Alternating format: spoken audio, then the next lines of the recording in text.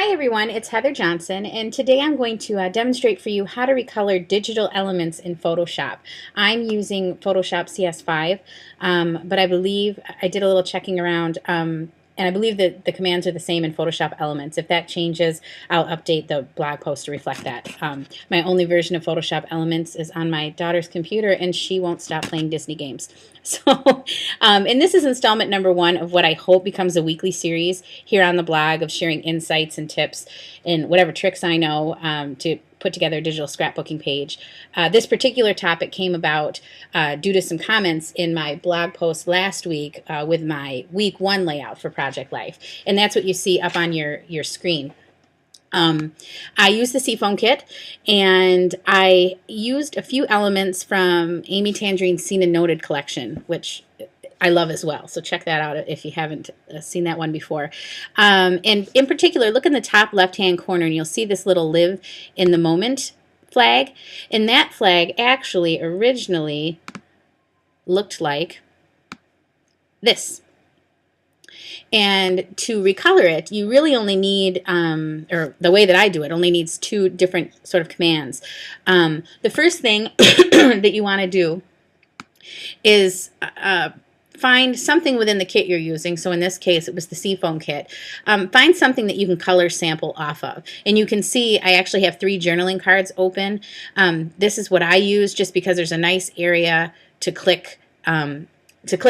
And what you use to click on, you go over to the left to the toolbar, and this eyedropper tool is what I use. You click on the eyedropper tool, and then you sample off of your journaling card. Or you could use a paper or whatever you found. In this instance, if we look in the top left again, I made the outside of the flag yellow. So I'll go down to this journaling card, and I'll place the dropper where it will pick up yellow. I'll click.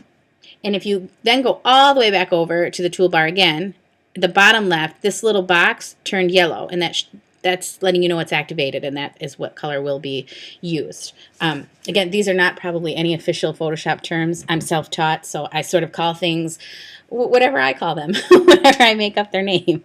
On about halfway up, if you watch my cursor, I'm now clicking on the Paint Bucket tool, and that's the other button that you use to make this work.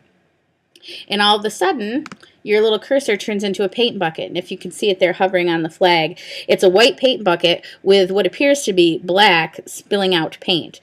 And what I've learned through trial and error is you really want the end of that black spill to be touching what you want to recolor. If that isn't touching it, it won't work.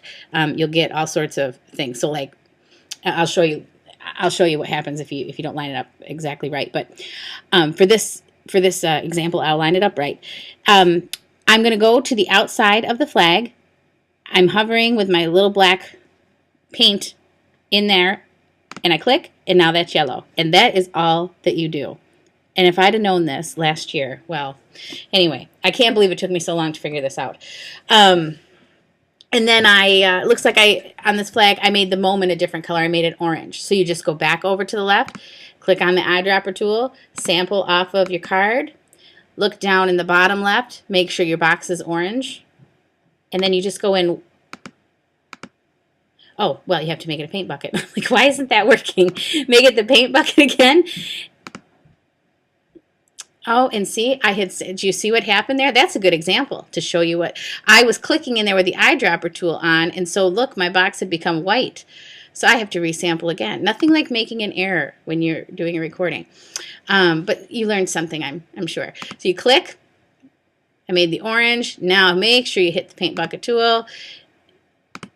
And you click right along, and voila. You have a moment that's orange.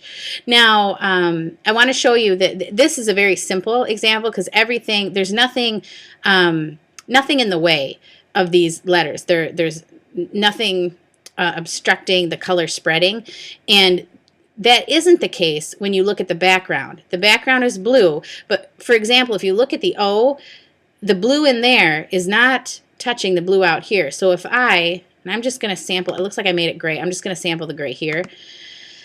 My box is gray. If I go to the paint bucket tool, if I make that gray, do you see how in here and in here and in here, because it was obstructed, it didn't turn. So you just have to go back in and turn that. And so that's when it gets a little more complicated. And if you're doing something more detailed, sometimes, I mean, you got to go like this. You got to make it so big to get in there.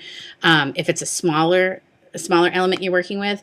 But for this example, it was very, very simple. So that is it. That is how you recolor. And I actually never even saved the version. At that point, I just moved it on over into my layout and left it alone, and made sure I didn't touch the original flag that went with the kit.